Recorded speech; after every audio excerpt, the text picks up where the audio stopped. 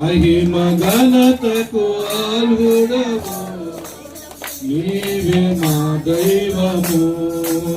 సృష్టికర్త ముక్తిదాత, సృష్టికర్త ముక్తిదాత, మా స్తుతులకు పాత్రుడా. ఆరాధనా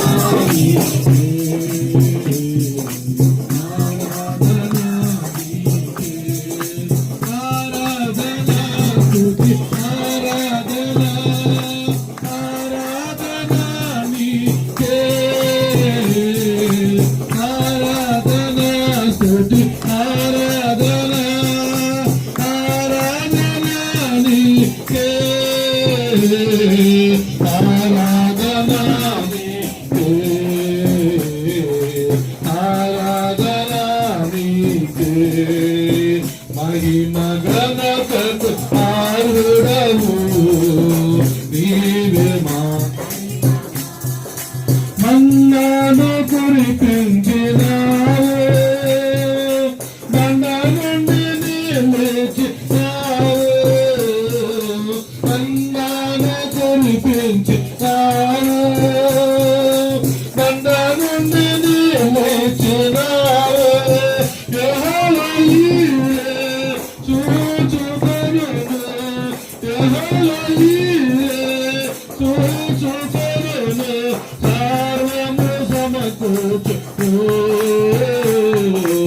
ఆరాధనా నీకే,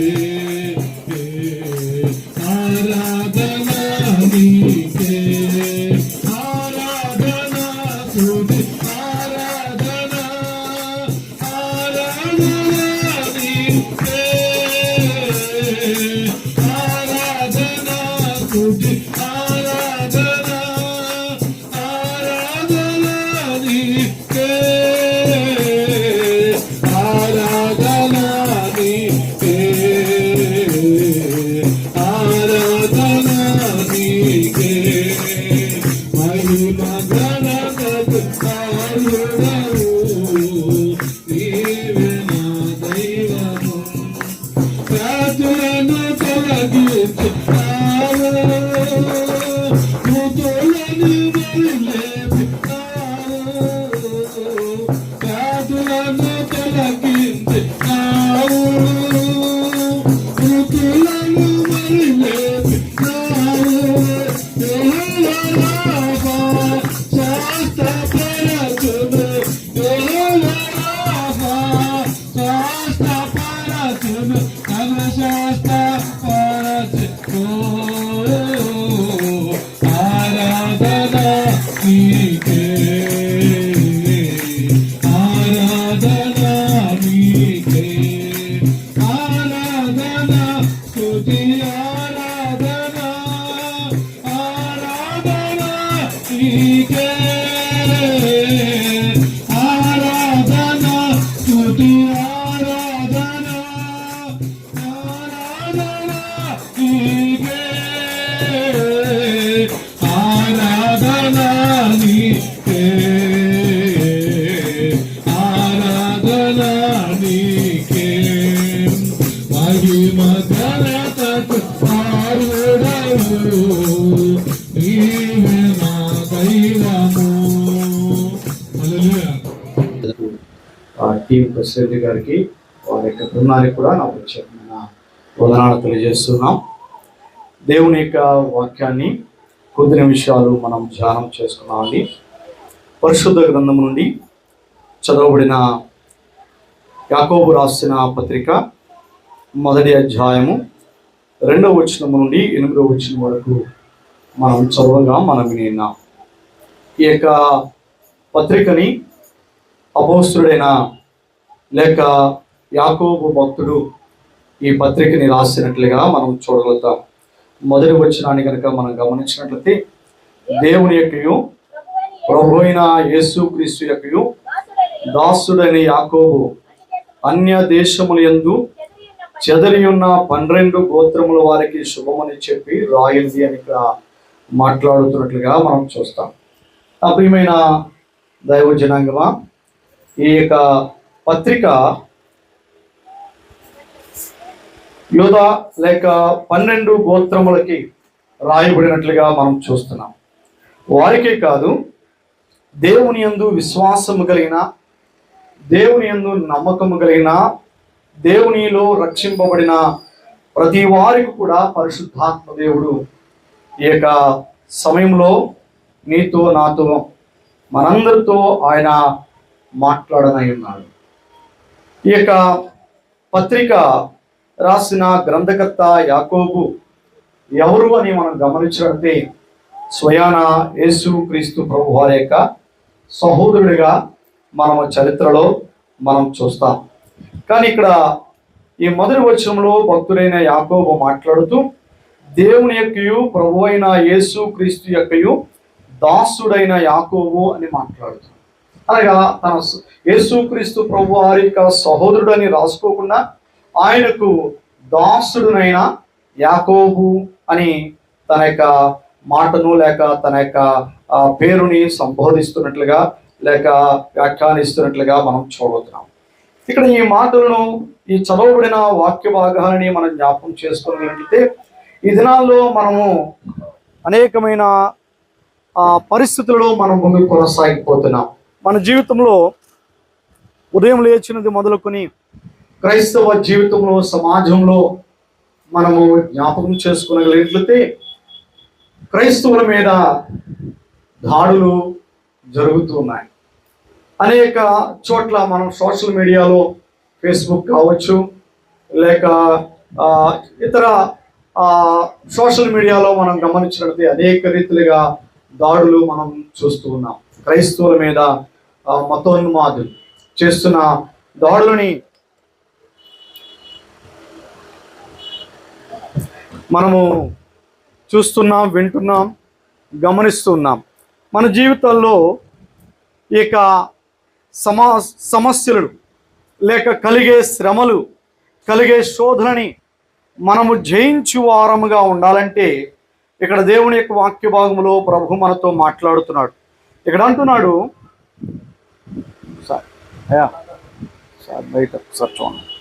నా సహోదరులారా, మీ విశ్వాసమునకు కలుగు పరీక్ష ఓర్పును పుట్టించునని ఎరిగి మీరు నానా విధములైన శోధనలో పడినప్పుడు అది మహదానందమని ఎంచుకునుడి అని మాట్లాడుతున్నాడు. ఏమంటున్నాడు ఇక్కడ? మీ విశ్వాసమునకు కలిగు పరీక్ష ఓర్పును పుట్టించునని ఎరిగి మీరు నానా విధమైన శోధనలో పడినప్పుడు దానిని ఏం చేయాలంట? మహదానందం అని ఎంచుకోవాలని దేవుని యొక్క వాక్య భాగంలో మనం చూస్తున్నాం.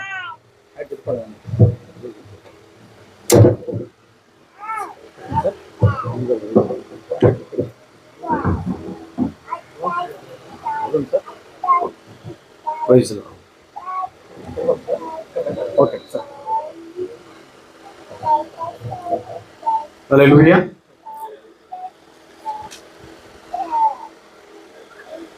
ప్రభు ఇక్కడ మాట్లాడుతూ ఏమంటున్నాడని తన భక్తుల ద్వారా తెలియజేస్తూ, మీ విశ్వాసమునకు కలుగు పరీక్ష ఏం కలిగిస్తుందంట?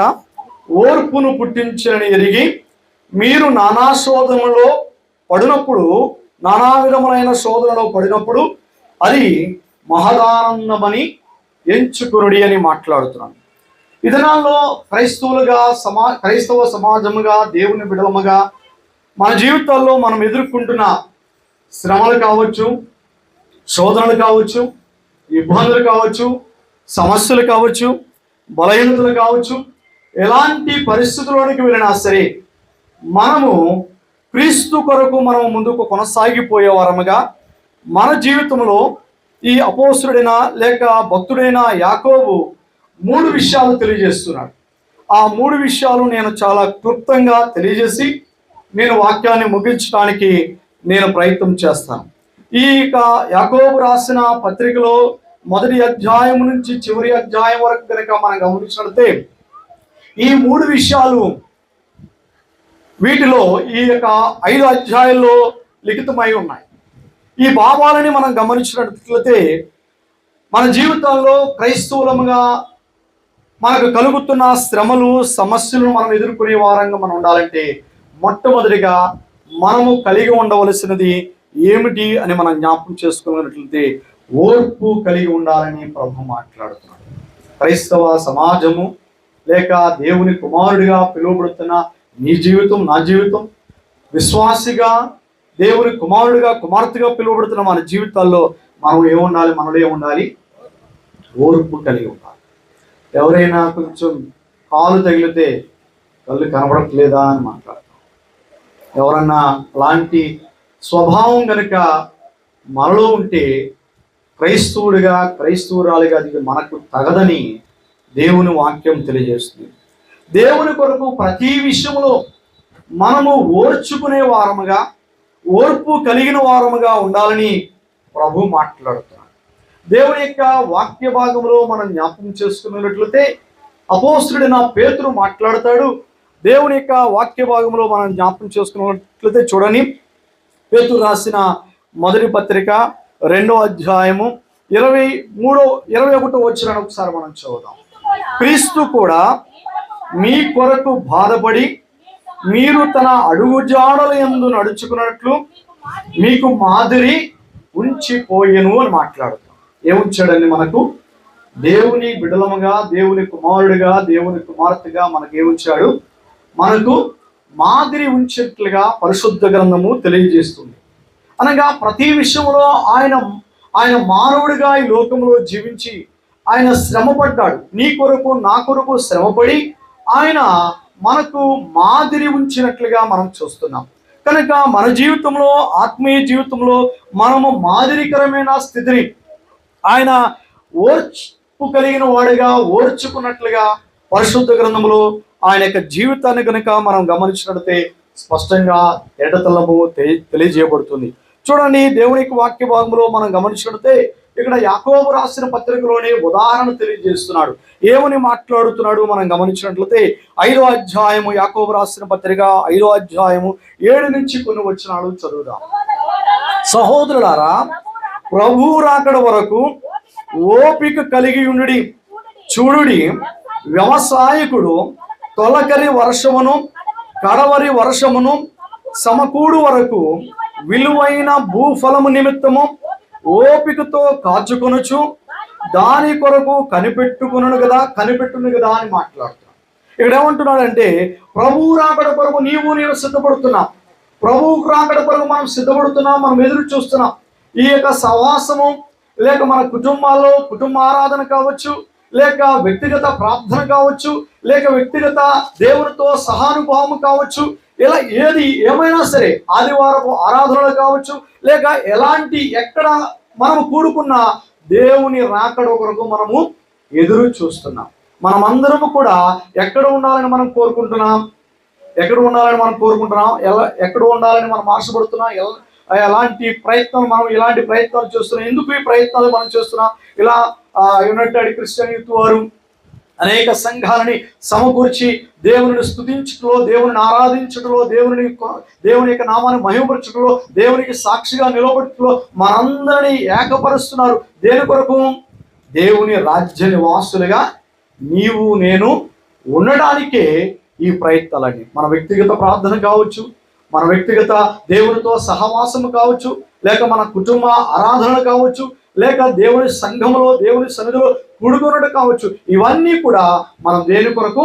దేవుని రాకడలో, దేవుని యొక్క రాజ్యములో నిత్య నివాసులుగా నీవు నేను ఉండాలని దేవుడు, అందుకనే నీ కొరకు నా కొరకు దేవుడు మానవుడిగా ఈ లోకానికి, మనందరి కొరకు ఆయన ఈ లోకానికి వచ్చి నీ కొరకు నా కొరకు ఏం చేశాడని తన ప్రాణాన్ని పెట్టాడు. ఇక్కడ అంటున్నాడు, దేవుని రాకడ కొరకు మీరు ఏం చేస్తున్నారు? ఎదురు చూస్తున్నారు. కనుక మీలో ఏముండాలి? ఓపిక, ఓర్పు కలిగి ఉండాలని ప్రభు మాట్లాడుతున్నాడు. ఇక్కడ ఒక ఉదాహరణ తెలియజేస్తున్నాడు. వ్యవసాయకుడు తొలకరి వర్షమును కడవరి వర్షమును సమకూడు వరకు విలువైన భూఫలము నిమిత్తము ఓపికతో కాచుకొనుచు దాని కొరకు కనిపెట్టును కదా అని మాట్లాడు. వ్యవసాయకుడు ఏ రీతికైతే తన భూఫలాన్ని సంపాదించుకుని తను ఆనందించాలని ఏ రీతికైతే ఓపికతో కనిపెడతాడో, అలాగే ప్రభువు రాకడ కొరకు నీవు నేను దేవుని కుమారుడిగా దేవుని కుమార్తెగా మనం ఏం చేయాలంటే ఓపికతో మన ఓర్పు కలిగిన వారముగా, ప్రభు రాకడ కొరకు మనం ఎదురు చూసే వారముగా మనం ఉండాలని దేవుని యొక్క వాక్య భాగం మనతో మాట్లాడుతుంది. 5వ అధ్యాయం 8వ వచనంలో కూడా మాట్లాడతాడు. ప్రభు రాక సమీపించుచున్నది గనక మీరును ఓపిక కలిగి ఉండుడి, మీ హృదయములను స్థిరపరచుకునుడి. చాలా ప్రియమైన దావజనంగా ఈ మాటలో కూడా ప్రభు మాట్లాడుతున్నాడు. ఏం కలిగి ఉండమంటున్నాడు? ఓపిక కలిగి ఉన్నాడు. ఈనాడు మనం సమాజంలో మనం గమనించినట్లయితే క్రైస్తవుల మీద జరుగుతున్న దాడులు చూసి దేవుడు చూడటం లేదా?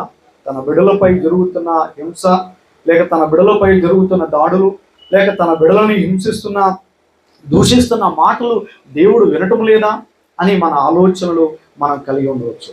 కానీ సమస్తమును దేవుడు చూస్తున్నాడు, సమస్తమును దేవుడు పరిశీలిస్తున్నాడు, సమస్తమును ఆయన ఎరిగినవాడు. ఆయనకు మరుగైనది ఏది కూడా లేదు. కానీ ఒకనొక సమయంలో ఆయన తగిన ఫలాన్ని ఇవ్వబోతున్నాడు. కనుక మనము ఆత్మీయ జీవితంలో మనము ఎదిగే వారముగా, దేవుని కొరకు మనము ముందుకు కొనసాగిపోయే వారంగా, ఒక క్రైస్తవుడిగా, క్రైస్తవురాలిగా, దేవుని కుమారుడిగా, దేవుని కుమార్తెగా పిలువబడుతున్న మన జీవితాల్లో మనము కలిగి ఉండవలసింది ఓర్పు కలిగి ఉండాలని ప్రభు మనతో మాట్లాడుతున్నట్లుగా మనం చూడబోతున్నాం. చూడండి, 10వ వచనాన్ని చదువుదాం. అదే అధ్యాయం 5వ అధ్యాయము 10వ వచనం. నా సహోదరులారా, ప్రభునామమున బోధించిన ప్రవక్తలను శ్రమానుభవమునకును ఓపికకును మాదిరిగా పెట్టుకునుడి. సహించిన వారిని ధన్యులనుకుంటున్నాము కదా. మీరు యోబు యొక్క సహనమును గురించి వింటిరి. ఆయన ఎంతో జాలియు కనికరమును గలవాడని మీరు తెలుసుకుని ఉన్నారని ఇక్కడ మాట్లాడుతున్నారు. ఇక్కడ మాట్లాడుతూ నానా విధములైన ఇక్కడ నా సహోదరులారా, ప్రభునామమును బోధించిన ప్రవక్తలను శ్రమానుభవమునకు ఓపికగా మాదిరిగా పెట్టుకుని మాట్లాడు. మన పూర్వీకులు, ప్రవక్తలు, సేవకులు అనేక మంది హింసింపబడ్డారు, శోధింపబడ్డారు, లేక వేదనకు గురయ్యారు. అనేక రీతిలుగా దేవుని యొక్క స్వార్థలో వారు ముందుకు కొనసాగిపోతున్నప్పుడు బాధింపబడినట్లుగా మనం చూడుతున్నాం. వారు శ్రమను అనుభవించారు. వారి యొక్క మాదిరిని మీరు ఓపిక కలిగి జీవించండి. మీరు వారి యొక్క మాదిరిని మీ జీవితంలో, మీ ఆత్మీయ జీవితంలో మీరేం కలిగి ఉండాలంటున్నాడు? మాదిరిగా మీరు జీవించండి, మాదిరిని పెట్టుకునండి. వారు ప్రవక్తలు వారు హింసింపబడ్డారు. వారు ఓపికను మీరు మాదిరిగా పెట్టుకున్నారని ప్రభు ఇక్కడ మాట్లాడుతున్నాడు. ఇక్కడ ఒక వ్యక్తి గురించి ప్రభు మాట్లాడుతూ ఏమంటున్నాడు? ఎవరి గురించి చెప్తున్నాడంట? యోబు గురించి తెలియజేస్తున్నాడు. యోబు యొక్క సహనాన్ని గురించి మీరు తెలుసుకోండి. మీరు యోబు యొక్క సహనముని గురించి మీరు వింటారు కదా. ఆయన ఎంతో జాలియు కనికరము గలవాడని మీరు తెలుసుకుని ఉన్నారని ఇక్కడ యోబుని గురించి భక్తుడైన యాకోబు పరిశుద్ధాత్మ ద్వారా మాట్లాడుతున్నట్లుగా మనం చూడవుతున్నాం. యోబుని గురించి మనం గమనించినట్లయితే యోబు అనిత్యము ఉదయకాలంలో ఏం చేసేవాడు? ప్రార్థించేవాడు, దేవునితో సహవాసం చేసేవాడు, తన బిడల కొరకు బలి అర్పించేవాడు, దహన బలులను అర్పించి దేవునికి యాగాన్ని చేసేవాడిగా యోబు గ్రంథం 1వ అధ్యాయంలో మనం చూస్తాం. ఆ ఊజు పట్టణంలో అతని వంటి భక్తి కలిగిన వాడు, అతడి వంటి యథార్థత కలిగిన వాడు, అతడి వంటి నమ్మకమైన వాడు, అతని వంటి దేవుని యందు భయభక్తులు కలిగిన వాడు ఎవరు కూడా లేడు అని దేవుడి స్వయాన సాక్ష్యము చెప్తున్నట్లుగా పరిశుద్ధ గ్రంథంలో మనం చూస్తున్నాం. అలాంటి యోబుకి ఒకే దినాన్న శ్రమ వచ్చాడు. తన బిడ్డలను పోగొట్టుకున్నాడు, తన ఆస్తిని పోగొట్టుకున్నాడు, తన పరివారిని పోగొట్టుకున్నాడు, తన సమస్తాన్ని కూడా పోగొట్టుకుని ఎక్కడ కూర్చున్నాడు? ఆయన బూడిదలో కూర్చుని చెల్లపైకి తీసుకుని తన శరీరాన్ని గోక్కుంటున్నాడు.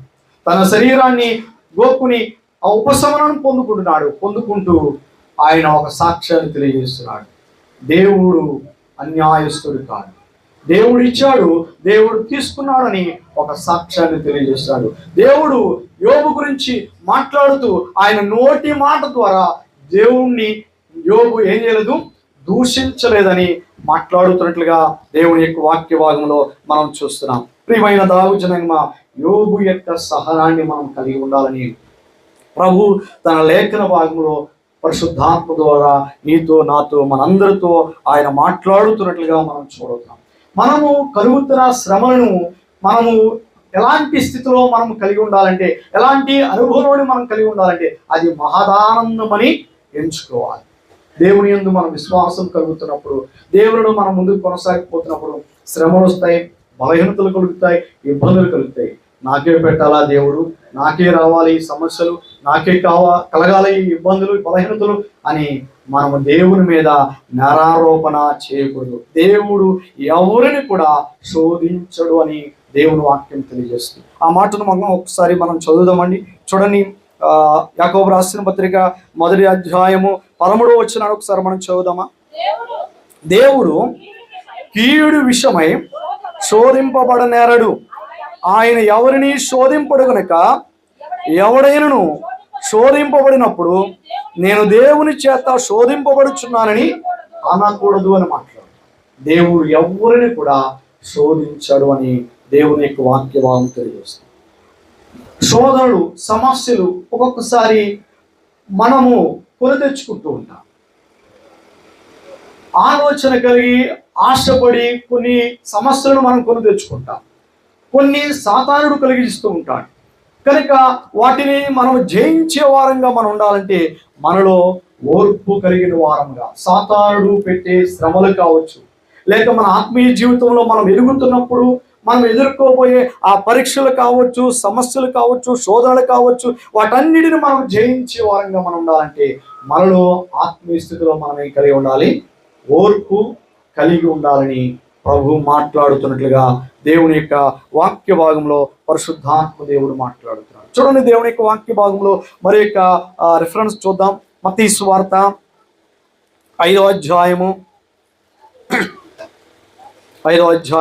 10 నుంచి 12 వచనాల వరకు మనం చూద్దాం. నీతి నిమిత్తము హింసింపబడు వారు ధన్యులు, పరలోక రాజ్యము వారిది. నా నిమిత్తము జనులు మిమ్మల్ని నిందించి హింసించి మీ మీద అబద్ధముగా చెడ్డ మాటలలో పలుకున్నప్పుడు మీరు ధన్యులు, సంతోషించి ఆనందించుడి, పరలోకమందు మీ ఫలము అధికమగును. ఇలాగున వారు మీకు పూర్వముందున ప్రవక్తలను హింసించిరి అని మాట్లాడు. యేసుక్రీస్తు ప్రభువు వారు ధన్యతల గురించి తెలియజేస్తూ ఆయన కొండ మీద ప్రసంగంలో ఆయన మాట్లాడుతున్నాడు. నీతి నిమిత్తము హింసింపబడేవారు ధన్యులు, పరలోక రాజ్యము వారిది అని మాట్లాడు. అనగా నీతి నిమిత్తము అనగా ప్రభువు కొరకు హింసింపబడేవారు, లేక ప్రభువు కొరకు శ్రమపడేవారు, ప్రభువు కొరకు శోధింపబడేవారు, లేక ప్రభువు కొరకు నిలవబడినప్పుడు శ్రమలు కలుగుతున్నప్పుడు ఆ శ్రమలను మనం తట్టుకునే వారంగా, ఆ శ్రమలను సహించే వారంగా మనం ఉన్నప్పుడు మనం ఎలాంటి వారం అంటున్నాడు? ధన్యులుగా పిలువబడుతున్నారు. మనం ఏం చేయాలంటున్నాడంటే ఆ శ్రమలను బట్టి చింతించక, ఆ శ్రమలను బట్టి బాధపడక, ఆ శ్రమలను బట్టి దేవుడిని నిందించక మనం ఏం చేయాలంట? సంతోషించండి, ఆనందించండి, పరలోకమందు ఏమవుతుందని మీ ఫలము అధికమవుతుంది. దేవునికి స్తోత్రం. హల్లెలూయా. నా ప్రియమైన దైవజనాంగమా, ప్రియమైన సహోదరి సహోదరుడా, మన జీవితాల్లో, మన ఆత్మీయ జీవితంలో మనం ఎదుగుతున్నప్పుడు శ్రమలు వస్తున్నాయని బాధపడుతున్నావా? బాధలు కలుగుతున్నాయని, ఇబ్బందులు కలుగుతున్నాయని, శోధన కలుగుతున్నాయని, బలహీనతలు కలుగుతున్నాయని దేవునిలో ముందుకు కొనసాగిపోతున్నప్పుడు అనేకమైన శోధనని ఎదుర్కొంటున్న సమయంలో ఆ శోధనను బట్టి బాధపడక ఏం చేయాలంటున్నాడు దేవుడు? సంతోషించండి, ఆనందించండి, ఓర్పు కలిగి మీరు జీవించండి. ఎందుకంటే మీ పూర్వముందున్న ప్రవక్తలు కూడా హింసింపబడ్డారు. ఆ హింసింపబడినప్పుడు కూడా ఆ బాధలో ముందుకు కొనసాగిపోతూ కూడా దేవునిలో ఆనందించారు, దేవునిలో సంతోషించినట్లుగా దైవ లేఖన భాగంలో మనం చూస్తున్నాం. దేవునికి వాక్య భాగంలో ఉదాహరణగా మనం గమనించినట్లయితే అపోస్తలుడైన పౌలు సౌలుగా ఉన్నప్పుడు ఒక హత్య చేయబడిన వ్యక్తికి, హతమైన వ్యక్తికి అతడు సాక్షిగా నిలవబడినట్లుగా, సాక్షిగా ఉన్నట్లుగా మనం చూస్తున్నాం.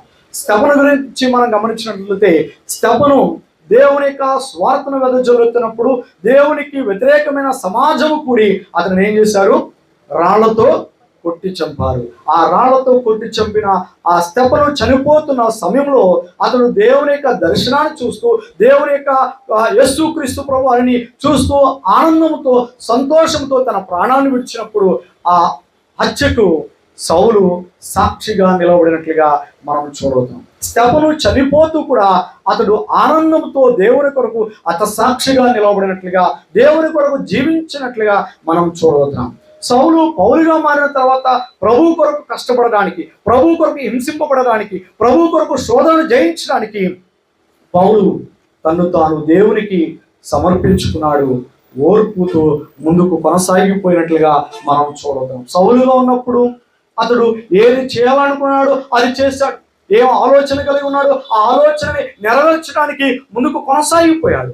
కానీ పౌలుగా ఉన్నప్పుడు నా ఇష్టము కాదు, దేవుని చిత్తమే, దేవుని చిత్తము నేను చేయడానికి ఇష్టపడుతున్నాను. దేవుని చిత్తానికి అతడు లోబడి, అతడు కలిగిన శ్రమలను బట్టి, అతడు కలిగిన ఇబ్బందులను బట్టి, అతడు కలిగిన శోధనను బట్టి, అతడు కలిగిన బలహీనతను బట్టి బాధపడక, నిరుత్సాహపడక, దేవుని మీద నెపమేయక, దేవుని కొరకు జీవించడానికి సహనముతోటి, ఓర్పుతోటి ముందుకు కొనసాగినట్లుగా మనం చూస్తాం. పరిశుద్ధ గ్రంథంలో పౌలు ప్రార్థన చేస్తున్నాడు. తన కలిగిన బలహీనతను బట్టి ప్రార్థన చేస్తున్నప్పుడు దేవుడు అతనితో మాట్లాడుతున్నాడు. నా కృప నీకు చాలు అన్నాడు. దేవుని యొక్క కృప మనతో ఉంటే ఎలాంటి స్థితిలోనే సరే, ఎలాంటి పరిస్థితుల్లో మనం వెళ్ళినా సరే, వాటన్నిటిని మనం జయించు వారంగా మనం ఉండగలుగుతామని పరిశుద్ధ లేఖన భాగం తెలియజేస్తుంది. దేవుని కుమారుడిగా, దేవుని కుమార్తెగా మన జీవితంలో కలుగుతున్న శ్రమలను మనం జయించే వారంగా మనం ఉండాలంటే మనలో ఏం కలిగి ఉండాలంటున్నాడు ప్రభు? ఓర్పు కలిగి ఉండాలని ప్రభు మాట్లాడు. ఓర్పు కలిగి ఉన్నప్పుడు అనేకమైన దొడ్డ కార్యాలు జరగకుండా ఉండగలుగుతాయని, ఆ యొక్క కార్యాలు, చెడు కార్యాలు జరగకుండా మనం ఓర్పు కలిగినప్పుడు వాటిని జయించే వారంగా ఉండగలుగుతామని పరిశుద్ధ లేఖన భాగము మనతో మాట్లాడుతుంది. అందుకని దేవుని యొక్క వాక్య భాగంలో యాకోబు రాసిన పత్రికలో 1వ అధ్యాయంలో 12వ వచనాన్ని కనుక మనం గమనించినట్లయితే, శోధనను సహించువాడు ధన్యుడు, అతడు శోధనకు నిలిచిన వాడే, ప్రభు తన్ను ప్రేమించి వారికి వాగ్దానము చేసిన జీవ కిరీటము పొందును అని మాట్లాడు. ఎంత గొప్ప శ్రేష్టమైన ఆశీర్వాదకరమైన వాగ్దానాన్ని దేవుడు అనుగ్రహం చేస్తున్నాడు. ఒకసారి ఆలోచించండి. శోధనను జయించువాడు లేక శోధనను సహించువాడు ఎలాంటి వాడు అంటండి? ధన్యుడు అని ప్రభు మాట్లాడు. ఆ శోధనని జయించు వారంగా మనం ఉన్నప్పుడు, ఆ శోధనను మనం జయించే వారంగా మనం ఉండాలంటే మనలో ఏముండాలి? ఓర్పు కలిగి ఉండాలి. ఓర్పు లేకపోతే ఆ శోధనను మనం జయించే వారంగా మనం ఉండలేము. ఓర్పు లేకపోతే దేవుని యొక్క రాజ్యాన్ని మనం స్వతంత్రించుకునే వారంగా మనం ఉండలేమని దేవుని యొక్క వాక్యభావం తెలియజేస్తుంది. అందుకని ఇక్కడ 5వ అధ్యాయంలో మనం చదువుకున్న ప్రభు రాకడ వరకు మీరు ఓపిక కలిగి, ప్రభు రాక సమీపిస్తుంది కనుక మీరు ఓపిక కలిగి మీ హృదయాన్ని స్థిరపరచుకోండి అని ప్రభు మాట్లాడుతున్నారు. మరి మన ఆత్మీయ జీవితంలో మనం ఓర్పు సహనము కలిగి మనం ముందు కొనసాగిపోతున్నామా? దేవుని కొరకు మనం శ్రమలను జయించే వారంగా మనం ఉండాలంటే, దేవుని యొక్క రాజ్యాన్ని నీవు నేను స్వతంత్రించుకునే వారంగా మనం ఉండాలంటే ఓర్పు కలిగి ఉండాలని ప్రభు మాట్లాడుతున్నాడు. రెండవదిగా మనం గమనించినట్లయితే దేవుని యొక్క వాక్య భాగంలో మనం గమనించినట్లయితే 5వ వచనాన్ని ఒకసారి మనం చదువు. యాకోబు రాసిన పత్రిక 1వ అధ్యాయం 5వ వచనం, మీలో ఎవరికైనాను జ్ఞానము కొదువని యెడల అతడు దేవుని అడుగవలెను, అప్పుడది అతనికి అనుగ్రహింపబడెను. చాలా ప్రియమైన దావజనంగమా, ఇక్కడ రెండవదిగా మనం గమనించినట్లయితే జ్ఞానము కావాలని మాట్లాడు.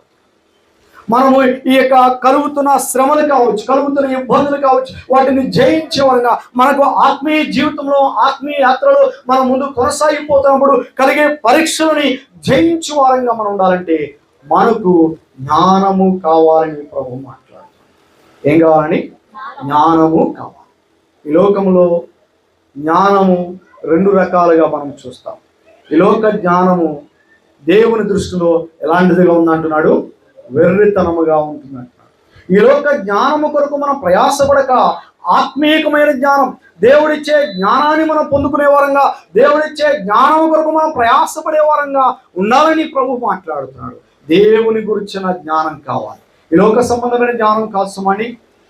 దేవుని యొక్క వాక్య భాగంలో సామెతల గ్రంథం 2వ అధ్యాయంలో కనుక మనం గమనించినట్లయితే యెహోవాయే జ్ఞానం ఇచ్చేవాడని ప్రభు మాట్లాడుతున్నాడు. దేవుని గురించిన జ్ఞానం మనం కలిగి ఉండాలంటే దేవుని దగ్గర మాత్రమే అది మనకు లభ్యమవుతుందని, దేవుని దగ్గర నుండి మనం అది పొందుకోగలుగుతామని దైవ లేఖన భాగము పరిశుద్ధాత్మ దేవుడు తెలియజేస్తున్నాడు. చూడండి 2వ వచనాన్ని చదువుతా. 2వ అధ్యాయము, జ్ఞానమునకు నీ చెవికి హృదయపూర్వకంగా వివేచనను అభ్యసించిన యెడల, తెలివికై మొరపెట్టిన యెడల, వివేచనకై మనము చేసిన యెడల, వెండిని వెతికినట్లు దాని వెతికిన యెడల, దాచబడిన ధనమును వెతికినట్లు దాని వెతికిన యెడల, యెహోవా యందు భయభక్తులు కలిగినది ఎటుతో నీవు గ్రహించదువు. దేవుని గుర్చిన విజ్ఞానము నీకు లభించును. యెహోవాయే జ్ఞానమిచ్చువాడు, తెలివియు వివేచనయు ఆయన నోట నుండి వచ్చు అని ప్రభు మాట్లాడుతున్నాడు. ఏమంటున్నాడని? యెహోవాయే జ్ఞానం ఇచ్చేవాడు. దేవుని గురించిన విజ్ఞానం కావాలి, దేవుని గురించిన జ్ఞానం కావాలి. ఈ లోకములో అనేక రీతిలుగా జ్ఞానాన్ని సంపాదించుకోవాలని అనేక రీతిలుగా మానవుడు ప్రయాసపడుతున్నాడు, మానవుడు వెలుగుతున్నాడు. ఈ లోక సంబంధమైన జ్ఞానం చేత ముందుకు కొనసాగిపోతూ దేవుని మరిచిపోతున్నాడు. సమయం ఉండలేదు దేవుని దగ్గర సమయం గడపడానికి, దేవునితో సహవాసం చేయడానికి, దేవుని ఆరాధించడానికి, దేవుని మహిమపరచడానికి, దేవునికి సాక్షిగా నిలబడడానికి సమయము సరిపోవడం లేదు ఈ లోక జ్ఞానాన్ని సంపాదించుకున్న మానవుడు. కానీ దేవుని గురించిన జ్ఞానాన్ని సంపాదించుకున్న వ్యక్తి దేవునితో సహవాసం చేసేవాడిగా ఉండగలుగుతాడని దైవ లేఖన భాగము పరిశుద్ధాత్మ దేవుడు మాట్లాడుతాడు. దేవుని గురించిన జ్ఞానాన్ని నేను సంపాదించుకునే వారంగా మనం ఉండాలంటే దేవుని యొక్క వాక్య భాగంలో యేసుక్రీస్తు ప్రభువు వారు మాట్లాడుతున్నాడు. చూడండి, మత్తయి సువార్త 6వ అధ్యాయము 33వ వచనాన్ని ఒకసారి మనం చదువుదాం. మత్తయి సువార్త 6వ అధ్యాయము 33వ వచనం. కాబట్టి మీరు ఆయన రాజ్యమును నీతిని మొదట వెతుకుడి, అప్పుడు అవన్నీ మీకు అనుగ్రహించబడును. దేవునికి స్తోత్రం. హల్లెలూయా. ఈ లోకంలో మనము ఈ లోక జ్ఞానం వైపు చూడకుండా పరమ జ్ఞానాన్ని మనం సంపాదించుకునే వారంగా ఉండాలంటే, దేవుని గురించిన జ్ఞానాన్ని మనం సంపాదించుకునే వారంగా, మనం దేవుని యొక్క జ్ఞానాన్ని అనుభవించే వారంగా మనం ఉండాలంటే దేవుని వెదికే వారంగా ఉండాలని ప్రభు మాట్లాడు. దేవుని ఎప్పుడైతే నీవు వెతుకుతావో, దేవునితో సహవాసం చేసే వ్యక్తిగా నీవు ఎప్పుడైతే ఉండగలుగుతావో, దేవుని గురించిన జ్ఞానాన్ని నేను పొందుకునే వారముగా ఉండగలుగుతామని ప్రభు మనతో మాట్లాడుతున్నట్లుగా దేవుని యొక్క వాక్య భాగంలో మనం చూస్తున్నాం. దేవుని గురించిన జ్ఞానాన్ని మనం పొందుకున్నప్పుడు ఈ లోక సంబంధమైన జ్ఞానముతో, పర సంబంధమైన జ్ఞానంతో పాటు ఈ లోక సంబంధమైన జ్ఞానాన్ని కూడా దేవుడు మనకు అనుగ్రహింపజేస్తాడు. దేవునికి వాక్య భాగంలో ఉదాహరణగా మనం గమనించినట్లయితే దానియేలు గ్రంథం 2వ అధ్యాయంలో కనుక మనం గమనించినట్లయితే అక్కడ ఒక శాసనము చేయబడింది. రాజు ఒక కల కన్నాడు.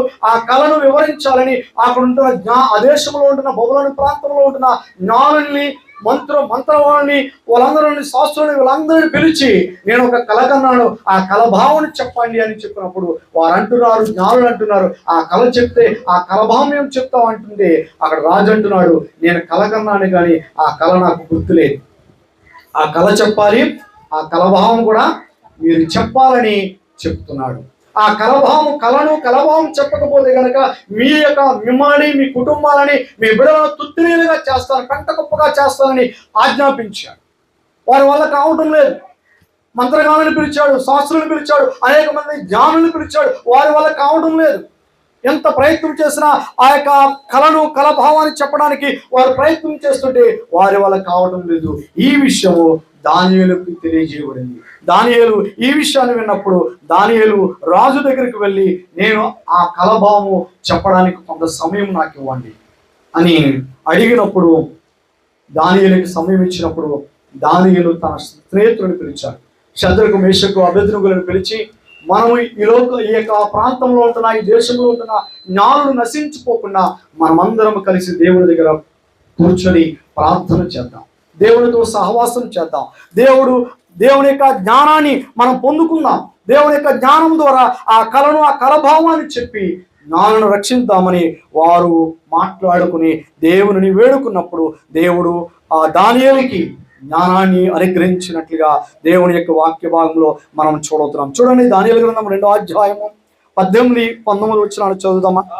తానును తన స్నేహితులను బబులోనులో తక్కిన జ్ఞానులతో కూడా నశింపకున్నట్లు ఆ కళ యొక్క మర్మము విషయంలో పరలోకమందున దేవుని వలన కటాక్షము పొంది నిమిత్తమై ఆయనను వేడుకొనని వారిని హెచ్చరించను.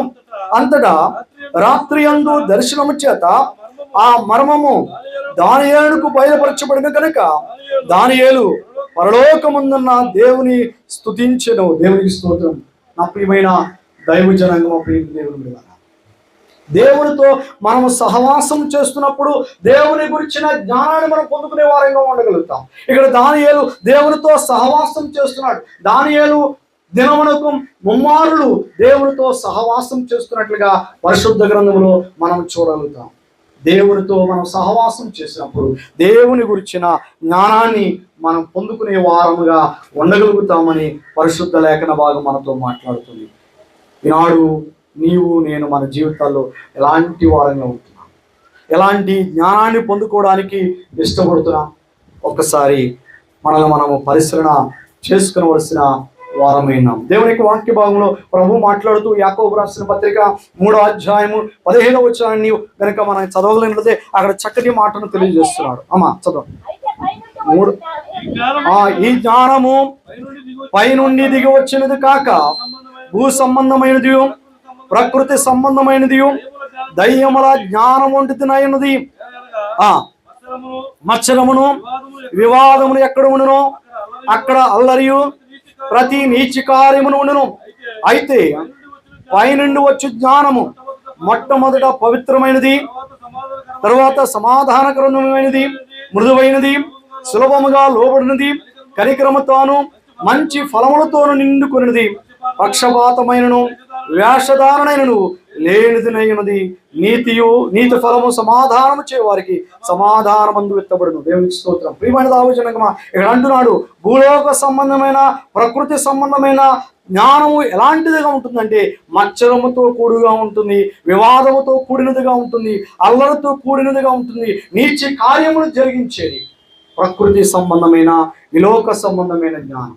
కానీ పర సంబంధమైన జ్ఞానం, దేవుని దగ్గర నుండి వచ్చే జ్ఞానము ఎలాంటిదంటే పవిత్రమైనది, పరిశుద్ధమైనది, సమాధానకరమైనది, మృదువైనది, సులభముగా లోబడినది, కనికరము కలిగినది, దేవుని దగ్గర నుండి మంచి ఫలాలను పొందుకునేదిగా ఉండగలుగుతుందని దైవ లేఖన భాగము పరిశుద్ధాత్మ దేవుడు తెలియజేస్తున్నాడు. పైనుండి వచ్చే జ్ఞానమును మనము పొందుకోవాలని పరిశుద్ధాత్మ దేవుడు తెలియజేస్తున్నాడు. పైనుండి వచ్చిన జ్ఞానము ద్వారా మనం ఈ లోకంలో ఉంటున్న శ్రమలు కావచ్చు, లేక ఈ లోకంలో మనకు కలుగుతున్న పరీక్షలు కావచ్చు, లేక ఈ లోకంలో కలుగుతున్న బలహీనతలను కావచ్చు, వాటన్నిటిని మనం జయించే వారంగా మనం ఉండాలంటే రెండవదిగా దేవుడు మనకు నేర్పిస్తున్నది దేవుని గురించిన జ్ఞానాన్ని మనం కావాలి. దేవుని గురించిన జ్ఞానాన్ని మనం ఎప్పుడైతే మనం పొందుకోగలుగుతామో మన ఆత్మతో, దేవుని ఆత్మతో మనం నింపబడతాం, దేవునిలో బలపరచబడతాం, దేవుని కొరకు సాక్షిగా నిలబడతాం. ఎలాంటి పరిస్థితుల్లో వెళ్ళినా సరే మనము దేవునిలో ముందుకు కొనసాగిపోతూ దేవుని స్తుతించే వారంగా మనం ఉండగలుగుతామని పరిశుద్ధాత్మ దేవుడు తెలియజేస్తున్నాం. శద్రకు, మేషకు, అబేద్నెగోను కనుక మనం జ్ఞాపకం చేసుకున్నట్లయితే వారు రాజు నిలవబెట్టించిన విగ్రహాన్ని పూజించకుండా దేవునికి నమస్కారం చేయడం, దేవుని ఆరాధించడం నిలబడినప్పుడు వారిని తీసుకుని వెళ్ళి నెబుకద్నెజరు ఏం చేశాడు, అగ్నిగుండంలో వేస్తున్న సమయంలో వారు అంటున్నారు రాజుతోటి, రాజా నువ్వు నిలవబెట్టించిన విగ్రహానికి మేము పూజించం, ఎందుకంటే మేము ఆరాధిస్తున్న దేవుడు, మేము సేవిస్తున్న దేవుడు మమ్మల్ని రక్షించగల సమర్థత కలిగిన దేవుడు. ఒకవేళ ఆయన రక్షింపకపోయినా సరే మేము చావడానికైనా సిద్ధమే. నీవు విధించిన మరణదండన, లేక నువ్వు విధిస్తున్నావే ఆ యొక్క అగ్నిలోని మమ్మల్ని పడవేస్తానంటున్నావే, దానిలో దూకడానికైనా, దానిలోకి వెళ్ళి మేము చావడానికైనా మేము సిద్ధమే అని శద్రకు, మేషకు, అబేద్నెగోలు ధైర్యంగా ఆ రాజు ఎదుట సాక్షులుగా నిలబడినట్లుగా మనం చూడగలుగుతాం. నా ప్రియమైన దావజనంగా, ప్రియమైన దేవుని బిడ్డలారా, దేవుని గురించిన జ్ఞానాన్ని మనం కలిగినప్పుడు దేవునికి సాక్షులుగా మనం నిలవబడగలుగుతామని ప్రభు మనతో మాట్లాడుతున్నాడు. రెండు విషయాలు మనం చూసాం. ఒకటి, మన జీవితంలో ఆ యొక్క పరీక్షలు కలుగుతున్నప్పుడు, లేక సమస్యలు కలుగుతున్నప్పుడు వాటిని జయించే వారంగా మనం ఉండాలంటే మొట్టమొదటిగా మనం కలిగి ఉండాలని ఓర్పు కలిగి ఉండాలి. క్రీస్తు కుమారుడిగా, క్రీస్తు కుమార్తెగా, దేవుని కుమారుడిగా, దేవుని కుమార్తెగా మన ఆత్మీయ జీవితంలో క్రైస్తవురాలుగా కొనసాగిపోతున్న మన జీవితాలు ఓర్పు కలిగి ఉన్నప్పుడు మనం దేవుని యొక్క కార్యాలను మనం చూడగలుగుతాం, దేవుని యొక్క ఆశీర్వాదాలు మనం పొందుకునే వారంగా మనం ఉండగలుగుతామని ప్రభు మనతో మాట్లాడుతున్నాడు. రెండవదిగా మనం గమనించినట్లయితే ఏం కలిగి ఉంటున్నాడు, ఎలాంటి జ్ఞానం అండి, దేవుని గురించిన జ్ఞానాన్ని మనం కలిగి ఉండాలంటున్నాడు. మూడవదిగా మనం గమనించినట్లయితే దేవుని యొక్క వాక్య భాగంలో మనం గమనించినట్లయితే 6వ వచనాన్ని చదువుతాం.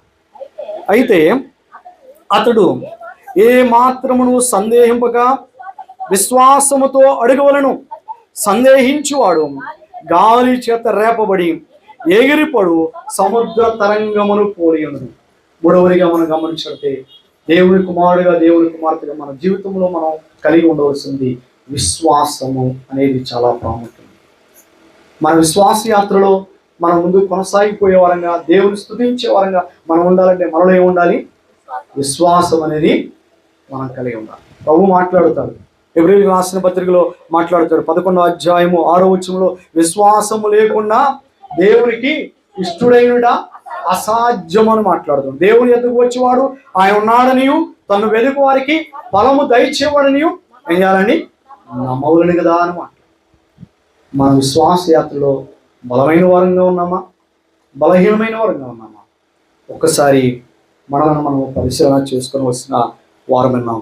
హెబ్రీయులకు రాసిన పత్రిక 11వ అధ్యాయము మొదటి వచనం నుంచి చివరి వచ్చిన వరకు కూడా మన చదవలేదంటే విశ్వాసం అనే మాట ఇంచుమించు 26 సార్లు రాయబడింది.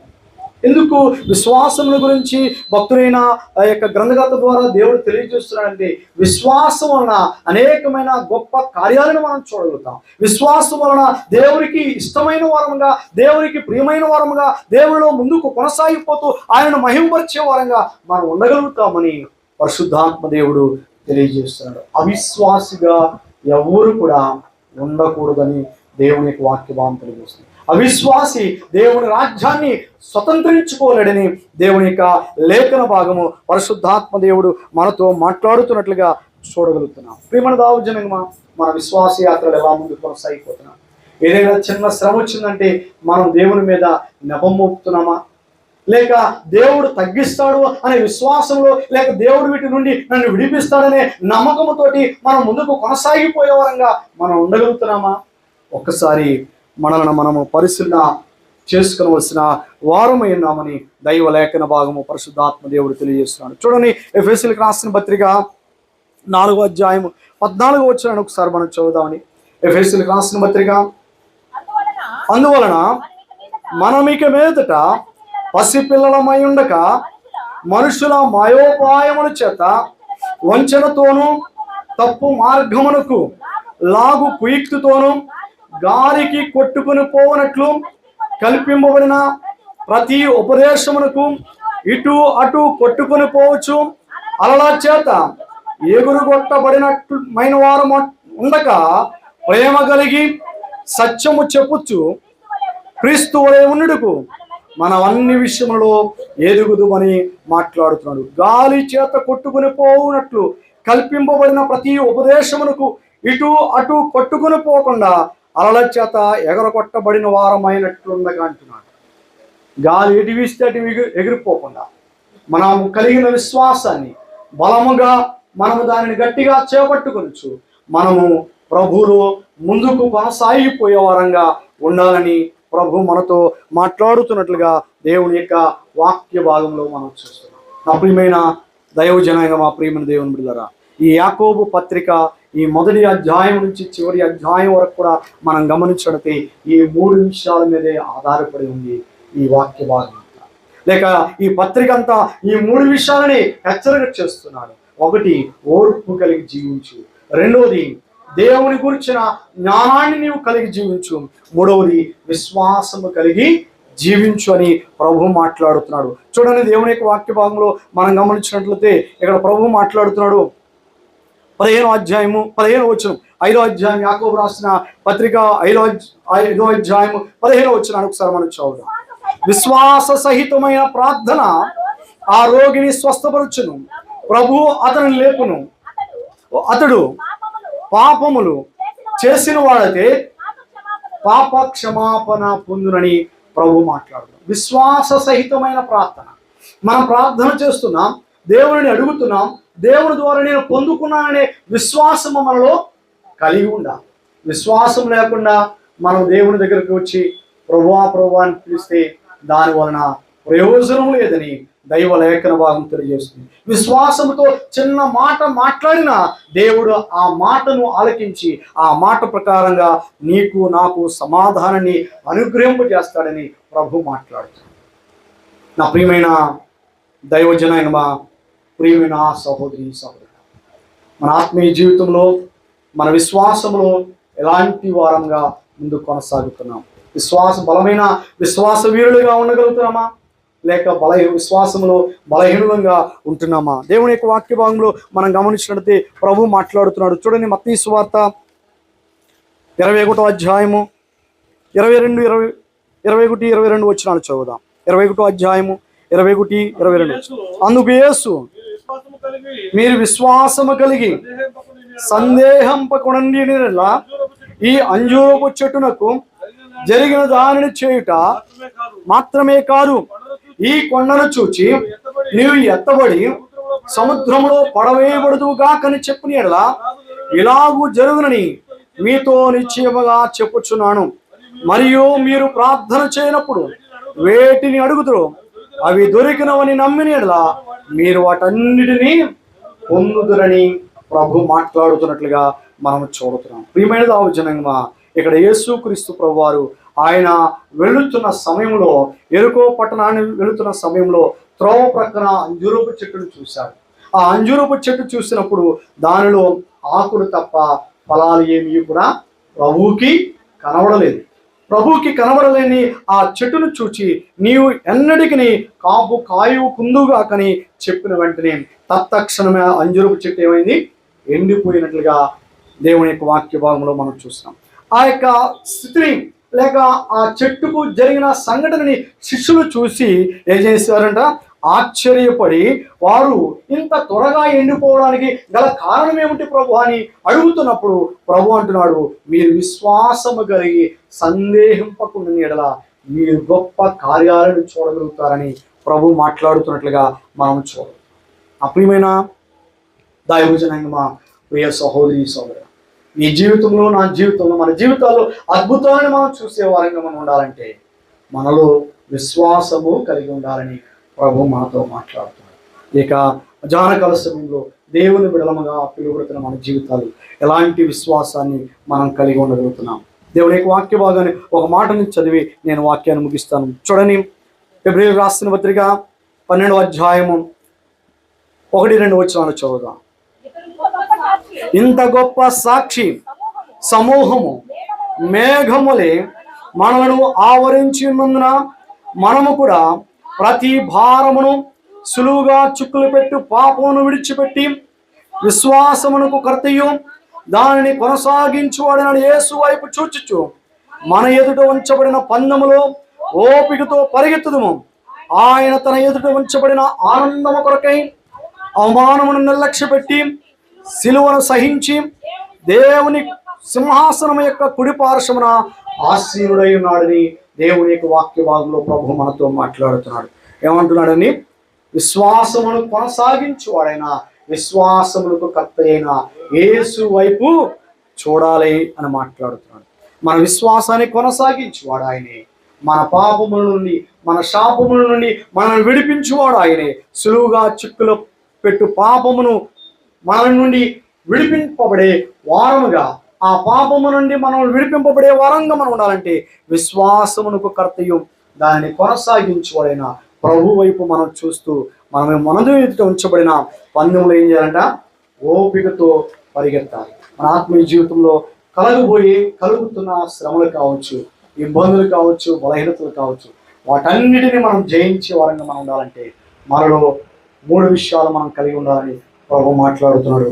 ఒకటి ఏమన్నాడండి? ఓర్పు కలిగి ఉండాలని ప్రభు మాట్లాడుతున్నాడు.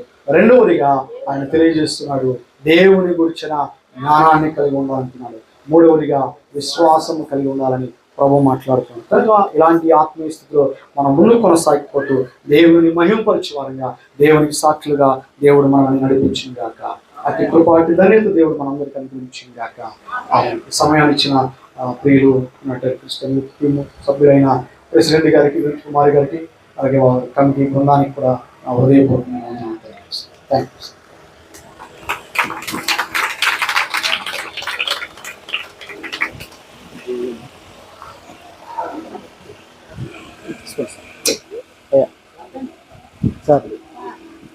దేవునికి స్తోత్రం. చక్కటి వాక్య సందేశాన్ని